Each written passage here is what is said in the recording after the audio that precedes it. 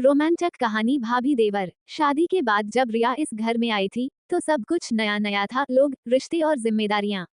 पति अक्सर काम के सिलसिले में बाहर रहते थे। बड़े से घर में रिया अकेली सी महसूस करती थी। इसी घर में रहता था अमन, उसका देवर। शांत स्वभाव, समझदार और सबका ख्याल रखने वाला। अमन हमेशा रिया को भाभी कहकर सम्मान देता, लेकिन उसकी आंखों में एक अलग सी अपनापन झलकता था। शाम की चाय, छत पर ठंडी हवा और हल्की सी बातें, यहीं से एक अनकहा रिश्ता बनने लगा। रिया को अमन की मौजूदगी सुकून देती थी और अमन को रिया की मुस्कान। कभी कभी रिया थकी हुई होती तो अमन बिना कुछ कहे पानी का गिलास रख देता। कभी अमन परेशान होता तो रिया बस पूछ लेती, सब ठीक है ना, और यही सवाल उसे हल्का कर देता। दोनों जानते थे ये रिश्ता नाम से बंधा है, पर एहसास दिल से जुड़े हैं। एक रात बारिश हो रही थी। बिजली चली गई। अंधेरे में दोनों बालकनी में खड़े थे।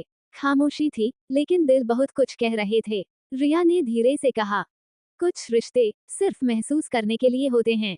अमन ने जवाब नहीं दिया, बस आसमान की ओर देखा। क्योंकि कुछ बातों को कहना नहीं, निभाना जरूरी होता है। और इसी तरह उनका प्यार मर्यादा में रहकर भी गहरा होता चला गया। बिना छुए, बिना कहे, सिर्फ एहसासों में। अगली सुबह सब कुछ सामान्य था। रिया रसोई में थी, अमन अखबार पढ़ रहा था। लेकिन अब नजरें मिलने से पहले ही झुक जाती थीं। कल रात की खामोशी अभी भी दोनों के भीतर गूंज रही थी। अमन ने चाय का कप उठाते हुए पूछा, भाभी आज तबीयत ठीक है? रिया ने हल्की मुस्कान के साथ सिर हिलाया। हाँ, बस थोड़ा थकान है। असल में थकान शरीर की नहीं, दिल की थी। दिन बीतते गए। अमन अब पहले से ज्यादा फासला रखने लगा। बिना वजह कमरे से निकल जाना, जरूरत से कम बात करना। शायद वो खुद को समझा रहा था। रिया सब महसूस कर रही थी। उसे अच्छा नहीं लग रहा था ये बदलता व्यवहार, लेकिन सवाल करने का हक भी तो नहीं था। एक दोपहर रिया छत पर अकेली बैठी थी। आसमान वैसा ही था जैसे उस रात, बस बारिश नहीं थी। अमन ऊपर आया, उसे देखकर रुक गया। रिया ने खुद को संभालते हुए कहा, अमन क्या मैंने कुछ गलत कहा था उस दिन? अमन चुप रहा, फिर बोला, नहीं भाभी, बस कुछ एहसास ऐसे होते हैं जिनसे दूरी बनाना जरूरी हो जाता है। रिया की आंखें नम हो गईं। वो समझ गई, ये दूरी प्यार से बचने के लिए नहीं, प्यार को बचाने के लिए थी। उसने धीरे से कहा, दूरी जरूरी है, पर एहसासों को सजा मत दो। अमन ने पहली बार उसकी आंखों में देखा, बिना कुछ कहे पर बहुत कुछ मानते हुए। उस शाम घर में हलचल थी।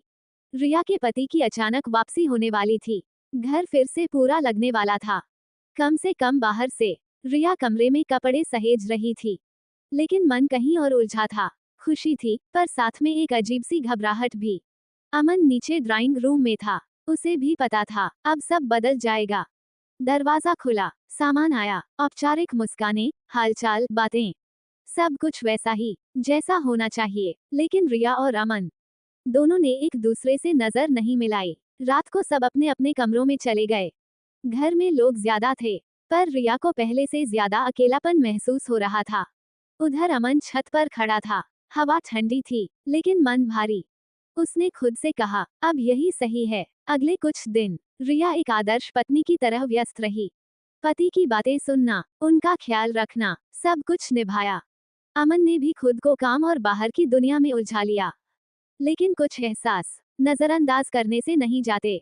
एक शाम रिया बालकनी में खड़ी थी। अमन नीचे से गुजर रहा था।